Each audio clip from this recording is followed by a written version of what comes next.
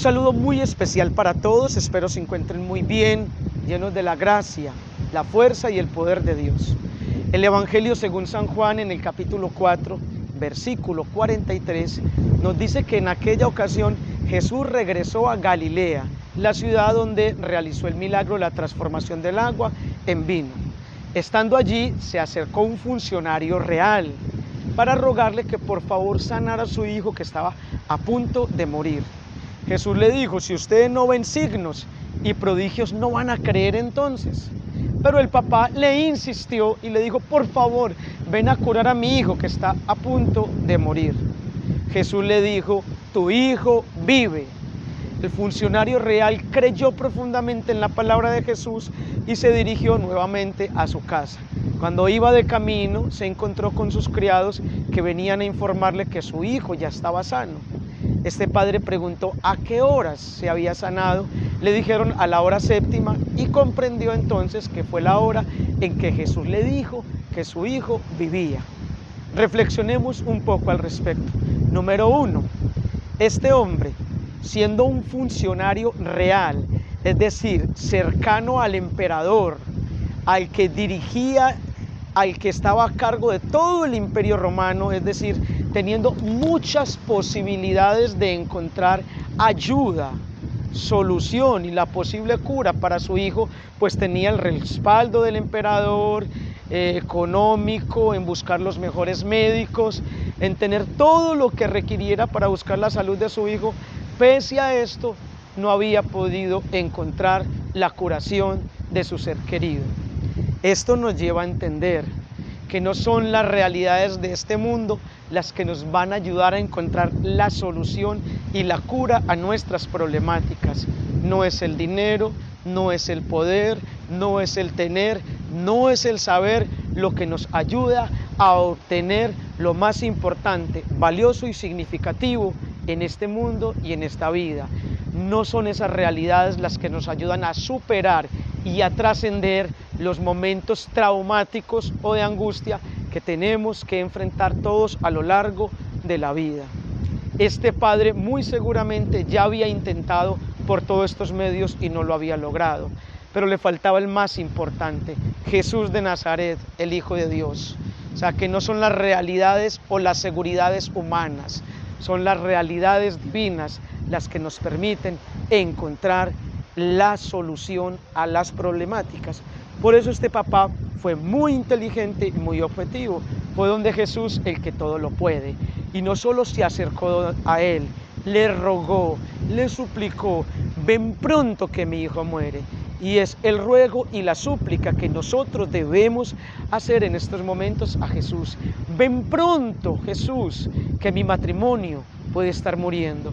Ven pronto que mi hijo, mi hija puede estar muriendo en el pecado. Ven pronto que Colombia está muriendo y se están descartando los principios cristianos y por el contrario se están aprobando normas y leyes de muerte. Ven pronto antes de que Colombia muera y perezca en manos de las fuerzas del mal. Ven pronto, Jesús, antes de que mi economía muera.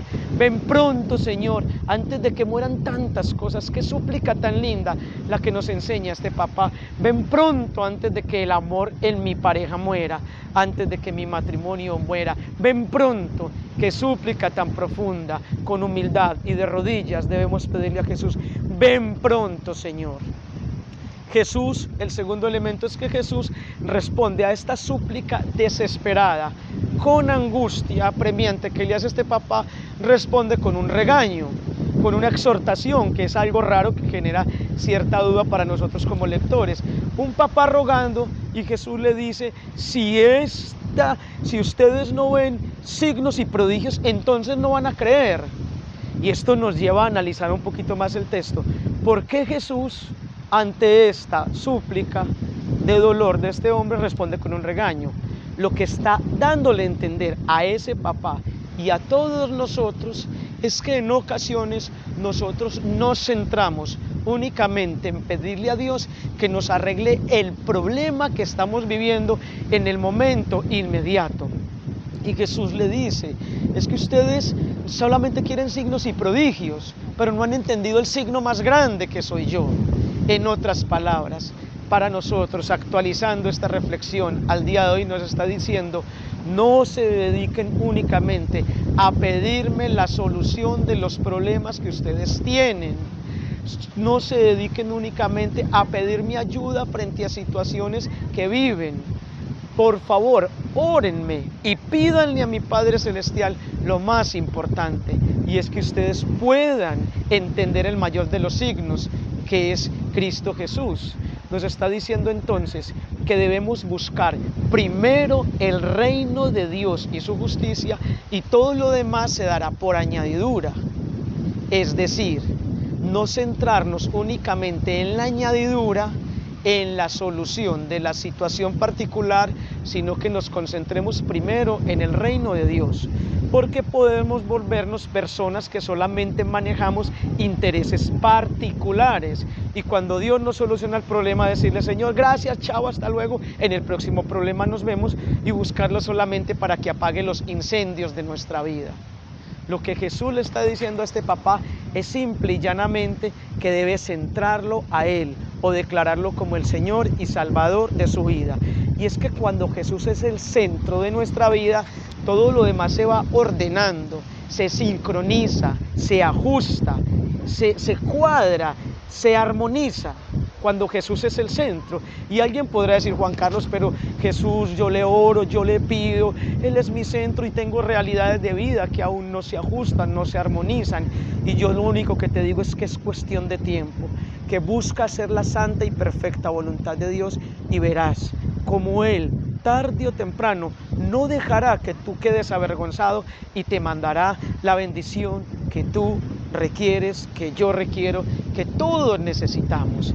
Entonces lo más importante es centrar a Jesús en nuestra vida. Como dice hermosamente el Salmo: cuando Dios reina, la tierra se goza. Cuando dejamos reinar a Jesús en nuestro corazón, nos llenamos de gozo, de alegría, de entusiasmo, de júbilo. Tercer elemento, dice que este papá creyó en la palabra de Jesús, y aunque no había visto su hijo sano, la última vez que lo había visto estaba muy mal y a punto de morir, pero este papá creyó en Jesús y salió inmediatamente con toda celeridad, con mucha diligencia para su casa, presuroso a ver a su hijito. Y cuando iba de camino, no había llegado, y venían sus criados a informarle que ya estaba completamente sano, y pudo corroborar que la sanidad se dio en el momento en que Jesús le dijo: tu hijo vive. Este hombre creyó en la palabra de Jesús. El llamado que nos hace hoy Dios es eso: a que creamos en su palabra, a que comprendamos que la fe activa el milagro. Todo es posible para aquel que cree, le dijo Jesús a Tomás.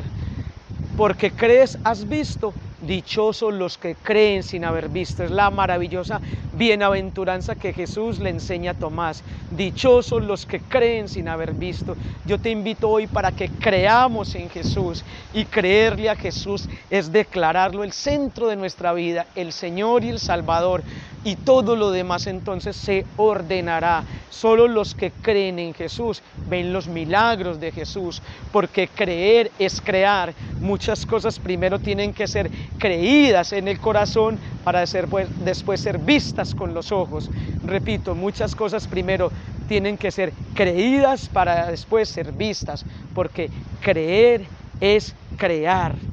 Hoy tenemos un deseo grande e imperioso el pueblo cristiano, y es que la paz de nuestro país sea una realidad. Próximamente tendremos elecciones de presidente, y lo que más anhela el pueblo cristiano es tener un presidente que camina en santidad.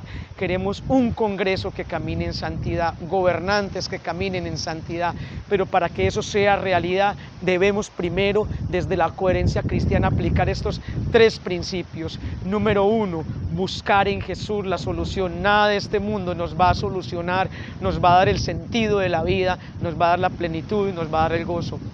Número dos, no centrarnos únicamente en que Dios nos solucione el problema, sino centrar a Jesús como la realidad más importante de nuestra vida, no buscarlo solamente para que apaguen nuestros incendios. Y número tres, creer en su palabra. Si así lo hacemos, entonces atraeremos la lluvia de bendiciones que requerimos en nuestro país y podremos tener la paz. Como dice hermosamente el Salmo 30, iba hacia la fosa y el Señor me salvó.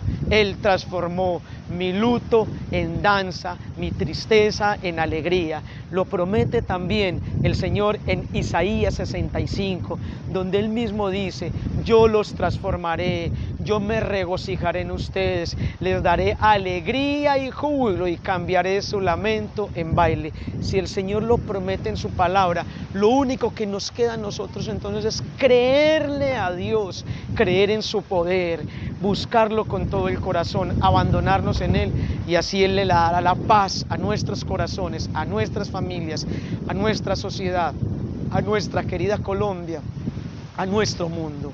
Un abrazo intenso con todo el corazón y mil bendiciones para todos.